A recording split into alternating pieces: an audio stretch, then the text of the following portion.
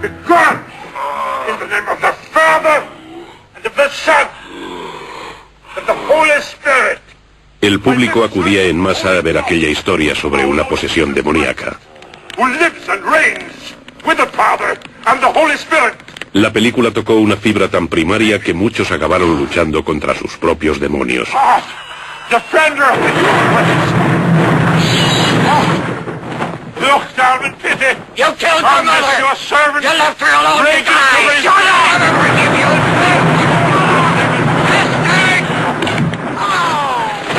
Lo que pocos sabían es que El Exorcista estaba inspirada en hechos reales. Depart from the servant of God. Esta es la verdadera historia detrás de la película. Holy water. It's the power of Christ that compels you. Bill Blatty estudiaba en la Universidad de Georgetown cuando ocurrió aquello y empezó a tomar notas. Escribió la novela a lo largo de un periodo de 15 años. Cambió el personaje del joven por el de una niña. Un día, no sé dónde, la novela cayó en mis manos, la leí y me pareció sensacional. Después, cuando me dijo que era una historia real, me picó aún más la curiosidad. Es una historia clásica, una historia intemporal sobre temas intemporales, sobre la inexplicable naturaleza del bien y el mal. Creo que El Exorcista toca esos temas y representa la lucha constante de todo ser humano en este planeta. Todos vivimos en un campo de batalla entre el bien y el mal. La historia comienza en enero de 1949 en Mount Rainier, Maryland, no muy lejos de Washington D.C. Es una calle pequeña, con casas de madera a cada lado. En una de las casas, no muy lujosa, pues son gente trabajadora, viven el padre, la madre, su hijo Robbie, de 13 años, y la abuela. En aquel entorno aparece otra persona, una tía que realiza frecuentes visitas desde St. Louis. La tía es espiritista. Es decir, está convencida de que cuando una persona muere, se va sencillamente al otro lado y puede comunicarse con nosotros, los vivos. Juegan juntos a la Ouija. Ella le dice a Robbie que la Ouija es un medio para que los vivos puedan ponerse en contacto con el otro lado. Existe la creencia popular de que cualquier contacto con los espíritus o con los muertos abre una puerta al mal o al demonio. Esta influencia concreta sobre nuestra sociedad se remonta a las escrituras hebreas y a la época de los profetas, en la que estaba prohibido comunicarse con los espíritus malignos y se castigaba con la muerte. Poco después de la visita de su tía, comenzaron a suceder cosas extrañas. Un sábado por la noche, la madre y el padre salen. La abuela y Robbie se quedan en casa y empiezan a oír arañazos en las paredes. Al principio piensan que son ratones. Avisan a un exterminador, pero no encuentra ratones y mientras tanto, noche tras noche, continúan los arañazos. Pero los arañazos no son el único suceso.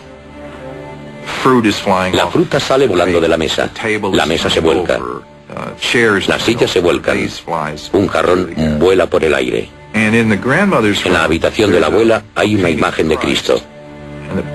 La imagen empieza a moverse en la pared como si hubiera alguien detrás de ella, golpeándola. En la propia habitación de Robbie, el colchón parece tener arañazos. Una noche incluso dice que siente como pasos dentro del colchón. Más tarde, el 26 de enero, la querida tía de Robbie fallece. Robbie está destrozado por la pérdida. Algo le dice que se acerque al tablero de Ouija y comienza a juguetear con él, tal vez para intentar llegar hasta ella. El propio Robbie estaba cambiando. Por la noche las pesadillas lo acosaban. Durante el día estaba inquieto y retraído. Y mientras, los sucesos extraños continuaban a su alrededor. Aquella situación se prolonga durante un tiempo hasta que la familia recurre a un pastor luterano, el reverendo Schultz. Schultz cree en la parapsicología, la idea de que los objetos pueden volar porque nuestra mente es capaz de hacerlos volar. Cuando trabajaba en el Instituto de Parapsicología, encontré ciertos documentos relacionados con el caso. Por ejemplo, la correspondencia entre J.B. Rhind y el padre Schultz. 21 de marzo de 1949, Dr. J.B. Rhind, Departamento de Parapsicología, Universidad de Duke. Estimado Dr. Rhind, hay en nuestra congregación una familia que está sufriendo fenómenos paranormales. Dichos fenómenos suceden solamente en presencia del hijo. Lo tuve en mi casa la noche del 17 al 18 de febrero para observarlo personalmente. Una butaca se movió estando él sentado y lo tiró al suelo. Se llevó al chico a su casa, probablemente porque pensó que estaba engañando a sus padres, y se dijo a sí mismo, si lo llevo a mi casa no podrá engañarme tan fácilmente. Pero descubrió que allí las cosas seguían moviéndose y se sintió bastante conmocionado.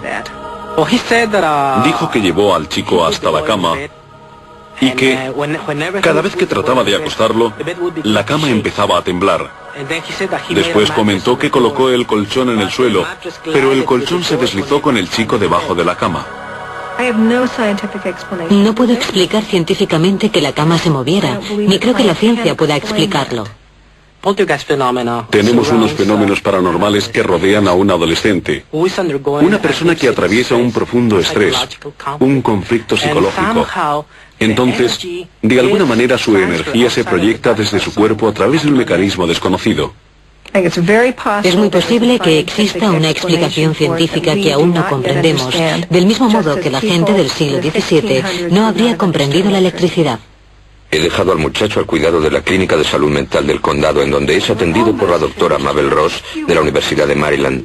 Ella y su equipo mantuvieron 2 entrevistas con él. Debería haberse celebrado una tercera, pero entre tanto, habían aparecido palabras sobre el cuerpo del chico, según afirmaban su familia y amigos.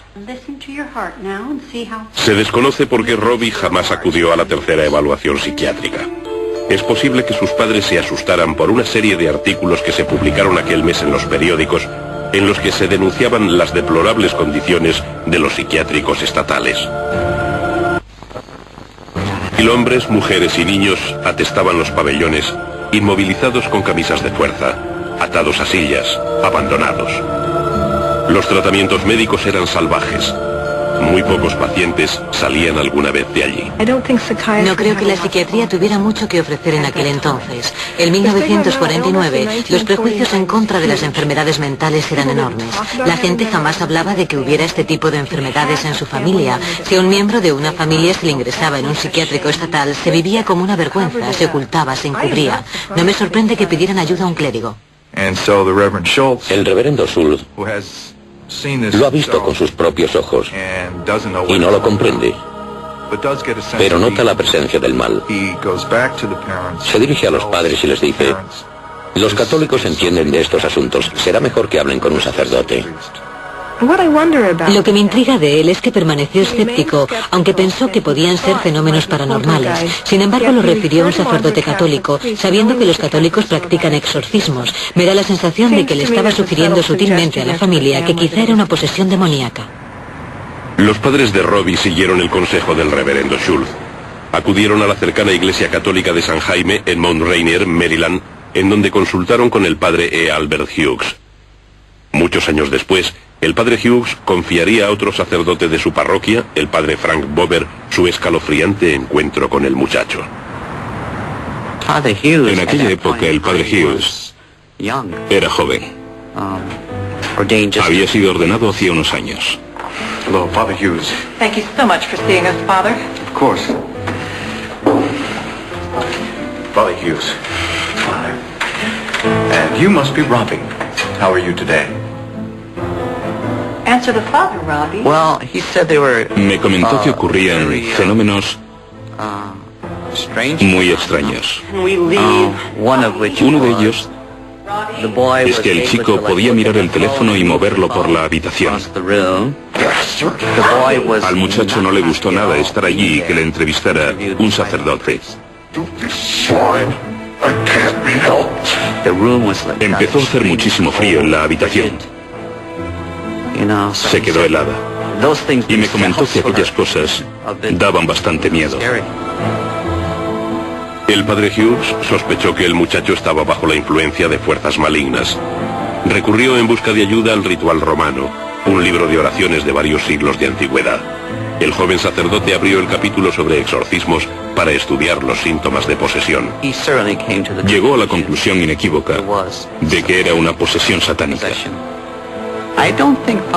No creo que el padre Hughes tuviera interés en llevarlo a cabo él mismo, así que le comunicó el caso al arzobispo, y el arzobispo Boyle le pidió que lo hiciera él. Las normas exigen que el exorcista se distinga por su piedad, prudencia e integridad. También aconsejan que esté en la madurez. El joven padre Hughes no parecía el más indicado, pero se preparó lo mejor que pudo. Como es habitual, antes de que un sacerdote lleve a cabo un exorcismo, ha de rezar mucho, ayunar mucho. Él lo hizo, en ese sentido estaba preparado. Obtuvo permiso para ingresar al chico en el hospital de Georgetown mientras durase el ritual, pero no estaba en absoluto preparado para lo que sucedería después. Le ingresan en el hospital universitario de Georgetown y allí le inmovilizan. El padre Hughes entra en la habitación y va a comenzar el exorcismo.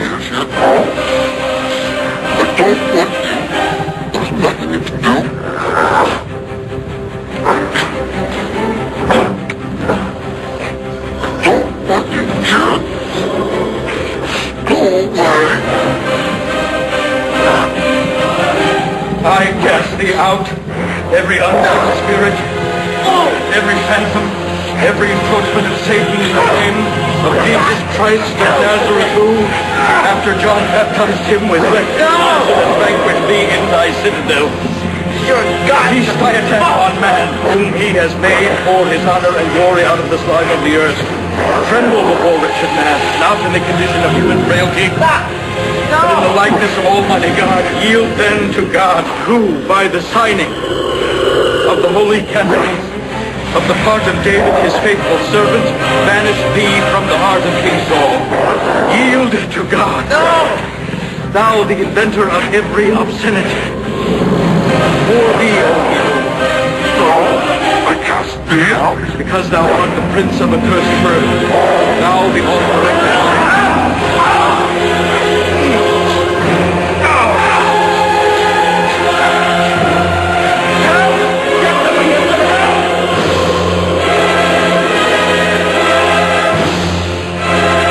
Robbie arrancó un muelle de acero de la cama y le desgarró al padre Hughes el brazo izquierdo desde el hombro hasta la muñeca. Necesitó más de 100 puntos para que se le cerrara la herida. En aquella habitación del hospital de Georgetown, el padre Hughes sintió que había conocido al demonio. Creo que él pensó que no era lo bastante fuerte, teológica o espiritualmente, para enfrentarse a aquello. El padre Hughes no se consideraba un adversario apto para luchar contra Satanás.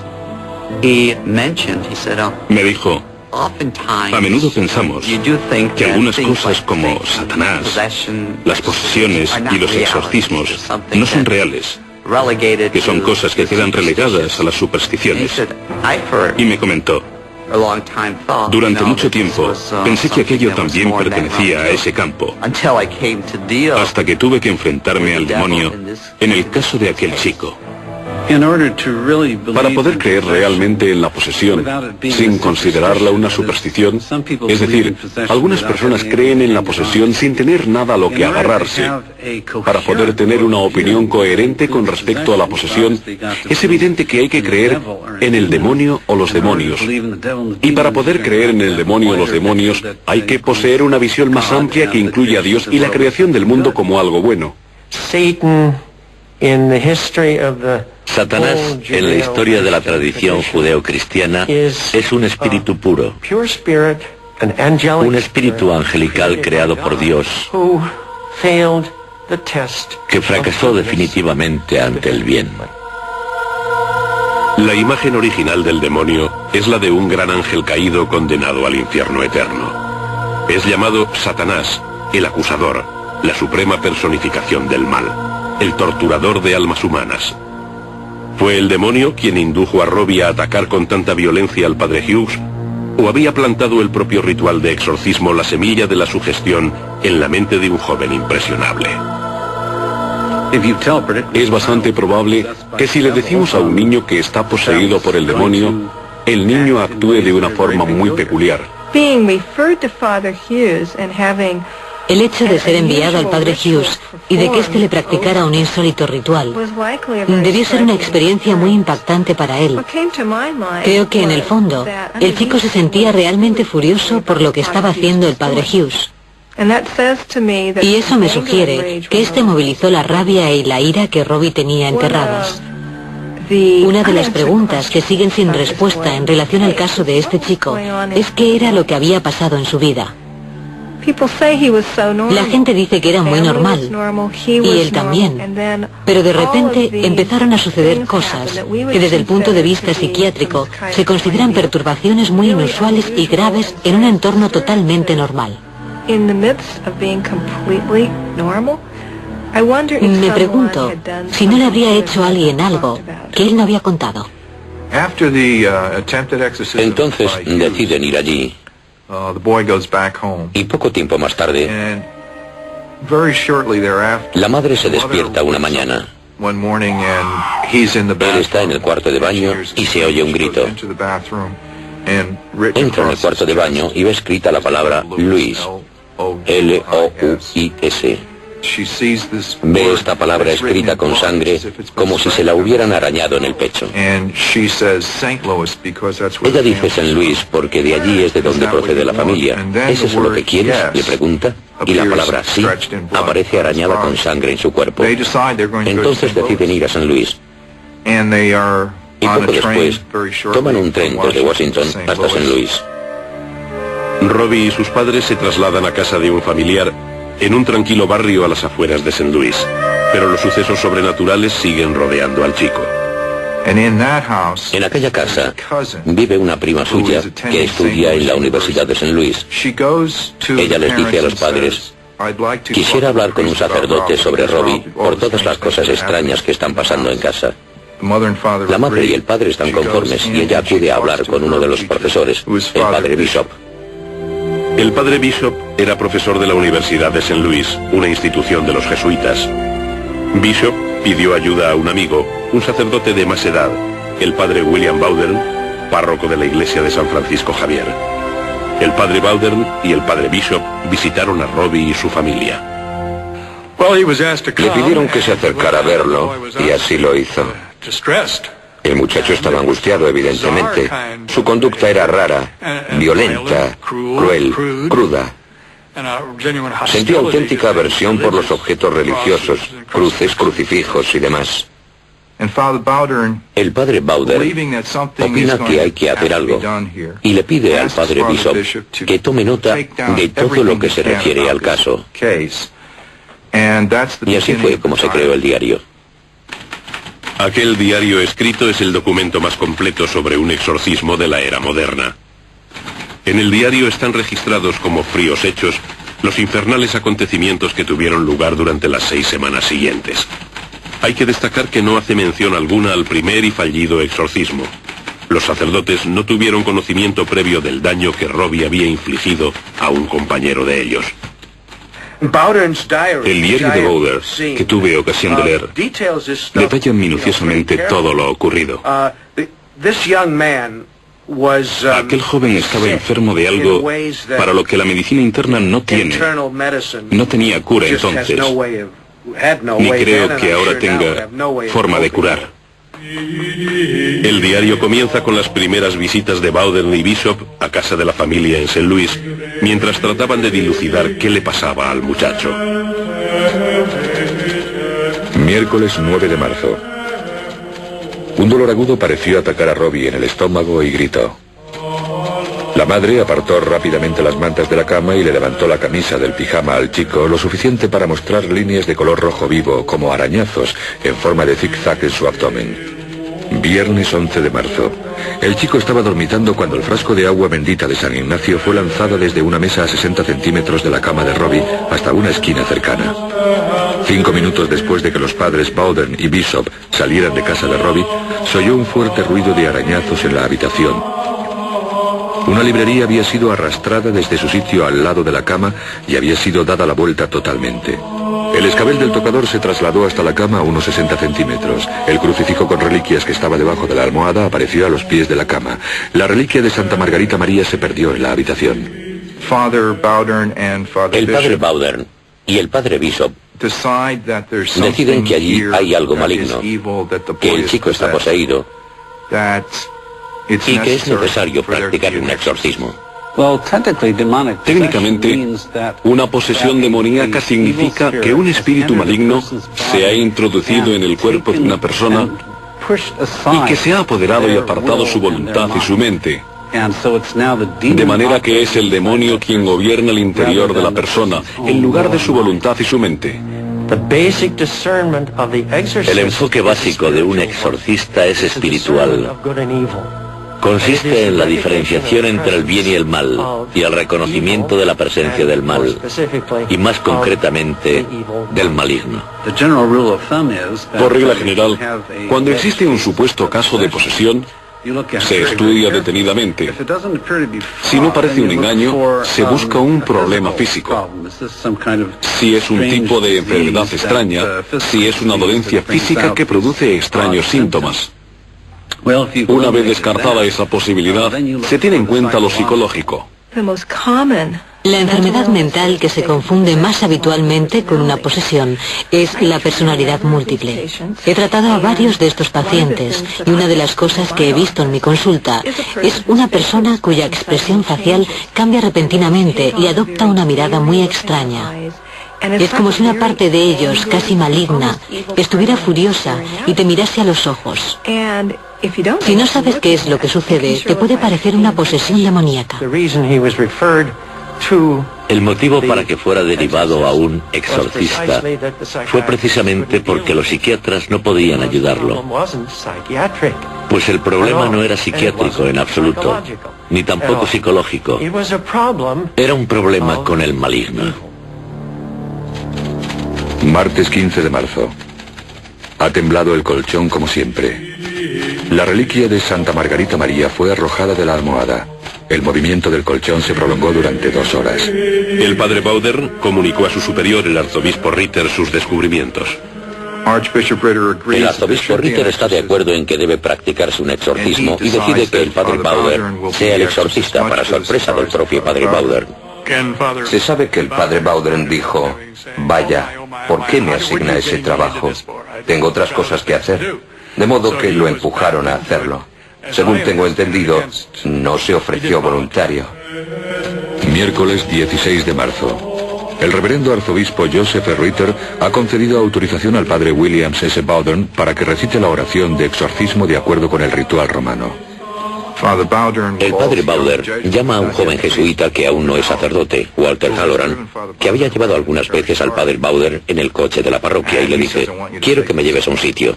El padre Bowdern se me acercó cuando íbamos a cenar. Me dijo que debía salir a ver a unas personas aquella noche y me pidió que lo llevase. Yo le contesté: por supuesto. Los padres Bowdern y Bishop y el señor Walter Halloran llegaron a la casa entre las 10:15 y las 10:30 de la noche. Entré en la casa sin tener la más remota idea de lo que estaba pasando. Él estuvo un rato charlando con la familia. El niño estaba presente. Después dijo: bueno, será mejor ponerse manos a la obra. El chico subió a su dormitorio y se puso el pijama. Bowdern dijo: vamos allá.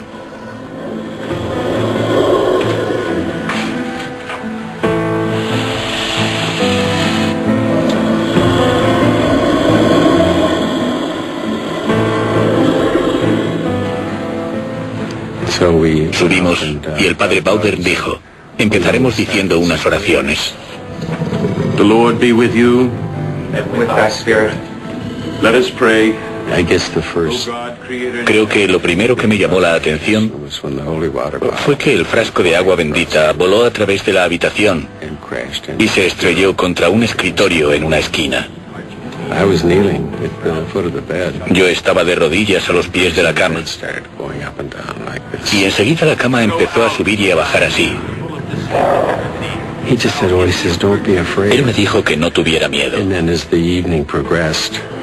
Después, entrada la noche, y a raíz de las reacciones del chico, fui encajando las piezas y comprendí que estaba practicando un exorcismo.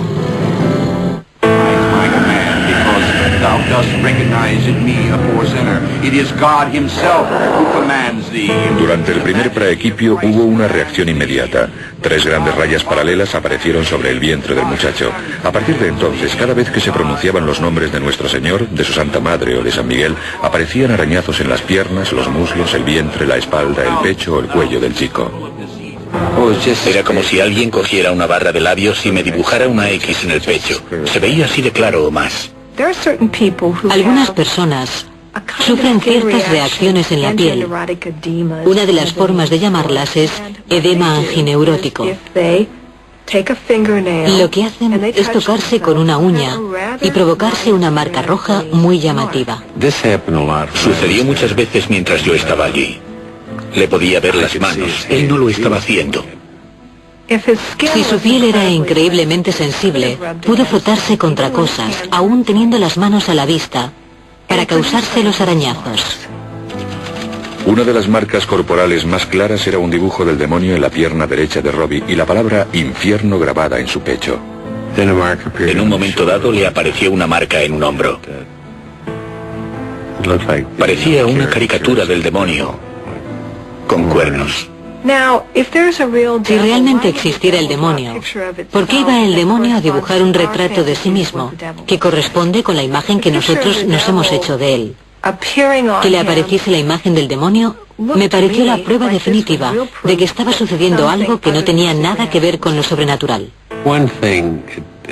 Sé que al principio, la primera vez que pasó, nuestro primer impulso fue pensar, ¿qué ha sido eso? La imaginación puede jugarte malas pasadas. Por eso, una de las reglas es no interpretar las cosas. Jueves 17 de marzo. Las órdenes de la fórmula causaron violentas reacciones en Robbie. La nueva fase del caso comprendía escupitajos diabólicos. Te escupía con una puntería asombrosa. Te acertaba en plena cara a 1,5 metros de distancia. Robbie escupió a los 3 hombres que lo sujetaban. Escupió al padre Bowden, que estaba leyendo las plegarias del exorcismo. Tenía los ojos cerrados, pero acertaba a pesar de la tela que sujetaban cerca de su cara. Entonces decía, te he dado bien. ¿O qué te ha parecido eso? Lo cual era bastante extraño porque cuando se le pasaba aquello, no tenía ni idea de lo que ocurría. En una ocasión me estaba limpiando la cara con una toalla y me preguntó, ¿qué está haciendo? Me estoy limpiando la saliva que me has escupido a la cara, le respondí. Viernes 18 de marzo. Robbie rezó el rosario con el sacerdote junto a su cabecera. Las letanías a Nuestra Señora de Fátima las repitieron al unísono. Sábado 19 de marzo. Los exorcistas llegaron a casa de Robbie a las 7 de la tarde.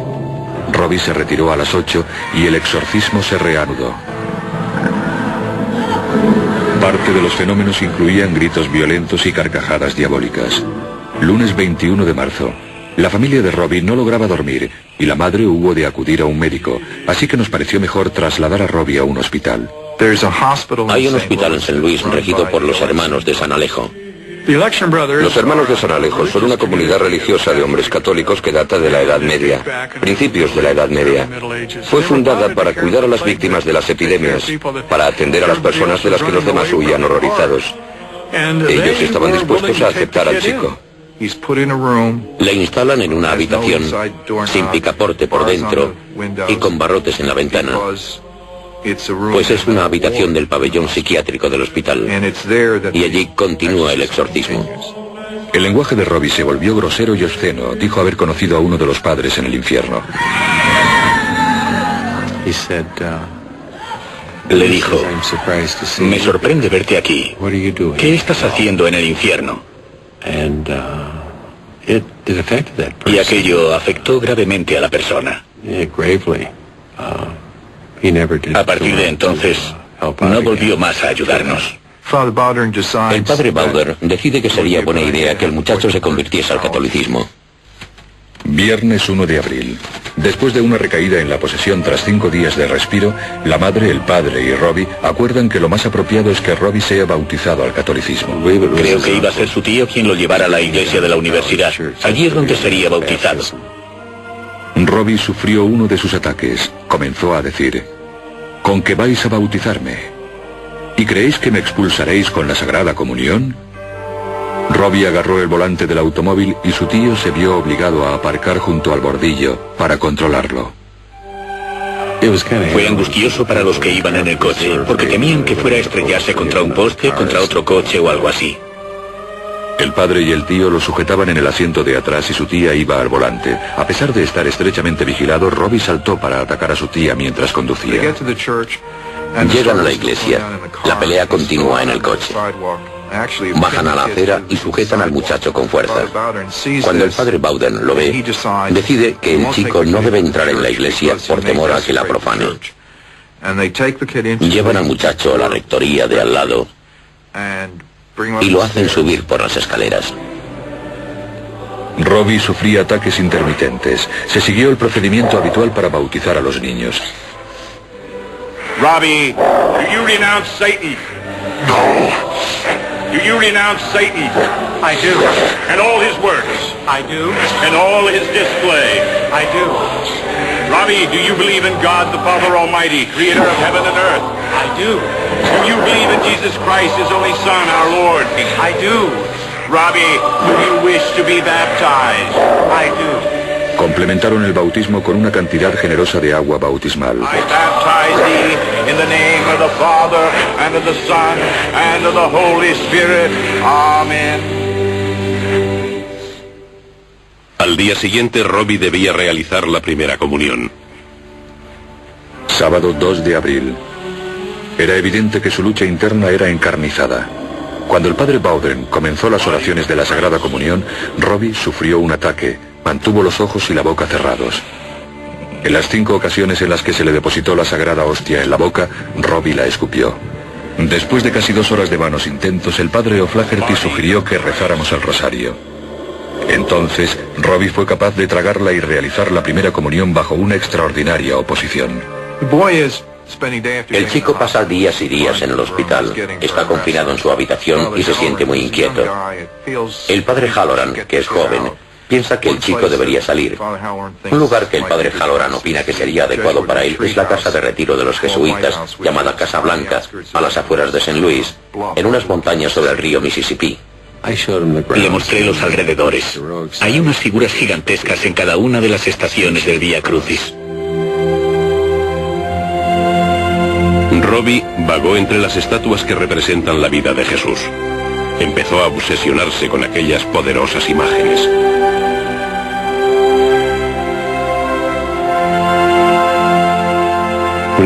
Y cuando llegamos a la 12ª estación, me echó a correr.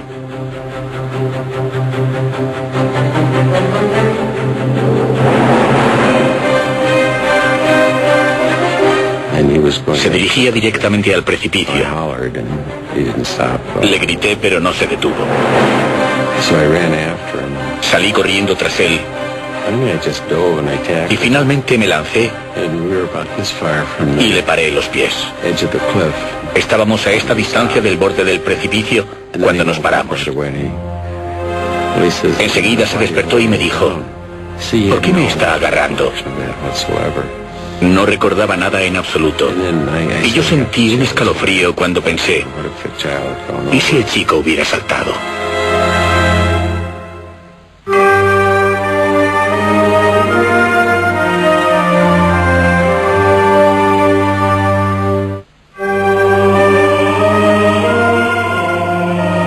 En Milán, Italia, miles de personas se agolpan para escuchar al arzobispo Emmanuel Milingo, un exorcista moderno. Es considerado un sanador del cuerpo y el espíritu. Cuando empecé a tratar a personas endemoniadas, tuve que aprender a ver qué era lo que hacían.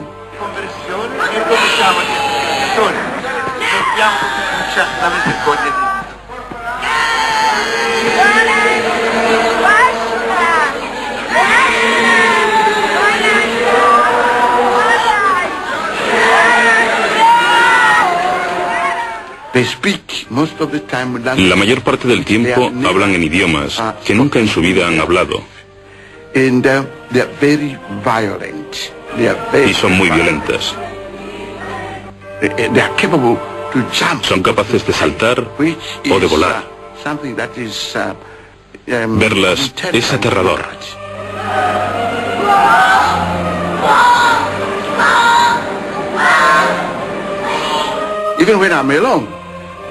Incluso cuando estoy solo, si estoy solo y la persona endemoniada está conmigo, se acurruca en una esquina. Se acurruca inmediatamente en una esquina. Sabe que no estoy solo. Nunca estoy solo. Me acompaña el poder de Dios. Dios y los ángeles. Siempre digo que lucharé contra el demonio con uñas y dientes durante el resto de mi vida.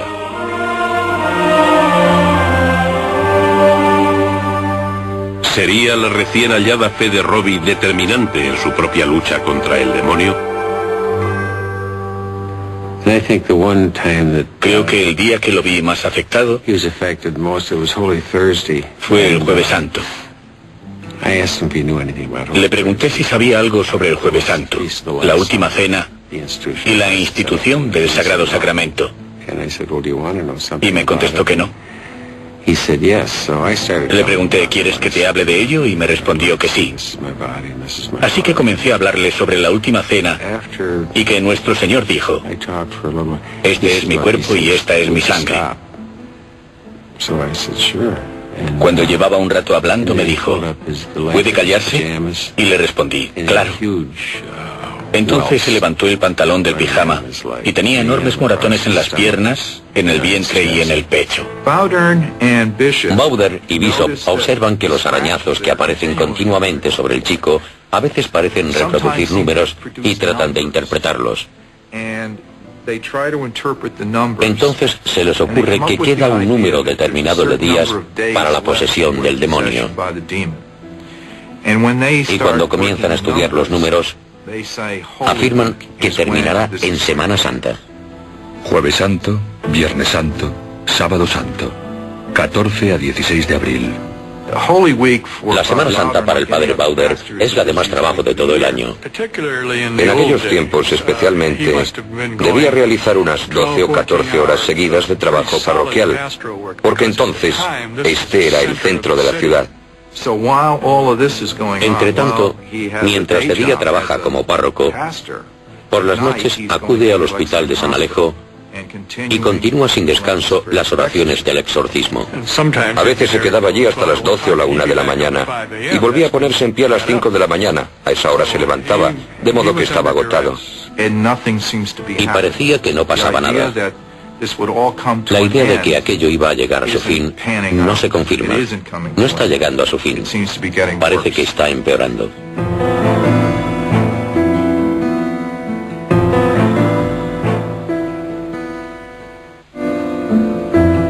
El día de Sábado Santo, el padre rector trajo una figura colorista del arcángel San Miguel. La figura fue colocada en la habitación de Robbie. Hay que destacar que las oraciones del exorcismo más efectivas eran las dedicadas a San Miguel. Llega la Semana Santa, cuando se supone que acabará todo, y no se acaba. Pasa la Semana Santa y después llega el lunes de Pascua. Lunes 18 de abril, 8 de la mañana. Robbie se despertó con un ataque dando patadas al hermano junto a su cama. Saltó de la cama, cogió el frasco de agua bendita, amenazó con arrojárselo al hermano y después lo salpicó con agua bendita. Finalmente arrojó el frasco a lo alto y lo estrelló contra el techo. 10 de la mañana. Sufrió posteriores ataques mientras recibía la comunión. Robbie lograba decir, deseo recibirte, pero el demonio se reía y decía, eso no es suficiente. La voz dijo, no me iré hasta que no sea pronunciada cierta palabra. Pero el niño jamás la dirá.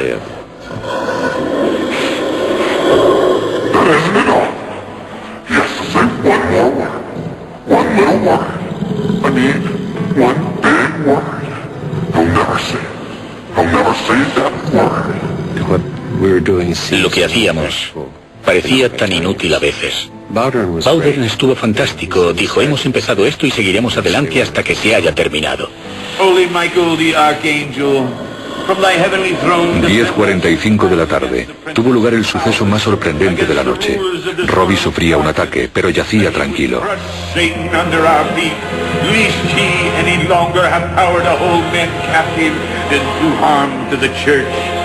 Present our prayers at the throne of the Most High, so that he may all the more speedily favor us with his mercy.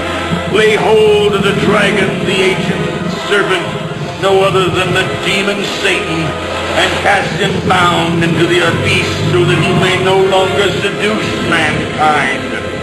Con un tono claramente autoritario y dignidad, una voz se abrió paso entre las oraciones. I am Saint Michael, and I command you, Satan, to leave the body in the name of Dominus. Immediately. Now! Now! Now! From the snares of the devil, deliver us, O Lord, that thou wouldst assist thy church to save thee in all security and freedom. We beseech thee, hear us.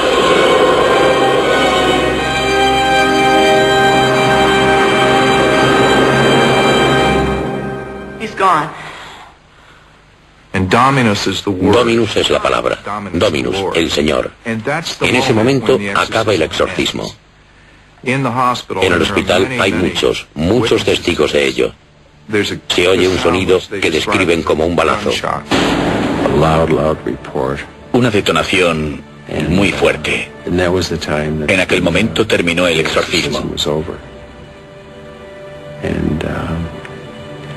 Había personas sentadas en las oficinas que ni siquiera sabían que se estuviera practicando un exorcismo. Entran en la habitación. Él está sentado en la cama y vuelve a ser el niño de antes. No se acuerda de nada de lo sucedido, pero sí conserva una visión del arcángel San Miguel luchando contra el demonio. Sorprendentemente, al otro lado de la ciudad, en la iglesia de San Francisco Javier, varios sacerdotes jesuitas afirmaron haber tenido la misma visión. Fue por la noche. Súbitamente, una fuerte luz iluminó el altar. Entre la luz que emanaba de la bóveda por encima del altar principal, los sacerdotes vieron la imagen de San Miguel.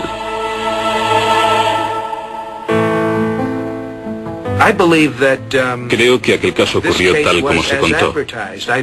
Pienso que fue una posesión demoníaca, signifique lo que signifique eso. Nadie sabe en qué consiste. Los católicos poseen una buena teoría acerca de cómo funciona y de cómo hacer para curarlo. Sé que aquel chico se curó y que la ciencia moderna no podía solucionar su problema entonces. En aquel estado pudo manifestar sentimientos que en otra situación no le habrían parecido aceptables. Puede que su ira se hubiera agotado. Si una persona quiere ser escéptica, que sea escéptica. Lo único que sé es que estuve allí y que lo vi.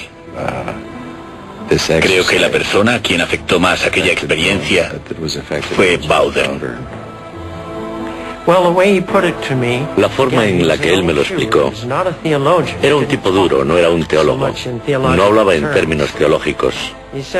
Me dijo, Dan, cualquier niño de 7 años puede distinguir entre una persona enferma mentalmente y otra poseída. Como científicos no podemos desestimar el fenómeno del mal, simplemente porque no podamos calibrarlo. Yo creo firmemente en la posibilidad de la posesión demoníaca. No estoy seguro de cómo se manifiesta, y no creo necesariamente en un demonio con las orejas puntiagudas y rabo, atizando el fuego del infierno con una horca o algo así. Pero sí creo que existe una fuerza maligna en el mundo, y a la inversa, una fuerza del bien. Como he dicho antes, pienso que es una lucha entablada en todo ser humano. Alguien, probablemente un hermano de San Alejo, escribió una última anotación en el diario. 19 de agosto de 1951. Robbie y sus padres visitaron a los hermanos. Robbie es ahora un excelente joven de 16 años. Sus padres también se han convertido al catolicismo y recibieron la primera comunión el día de Navidad de 1950. La historia de Robbie aún obsesiona al barrio de Mount Rainier. El folclore popular ha alentado la leyenda sobre la casa endemoniada e incontables rumores acerca de lo que realmente sucedió.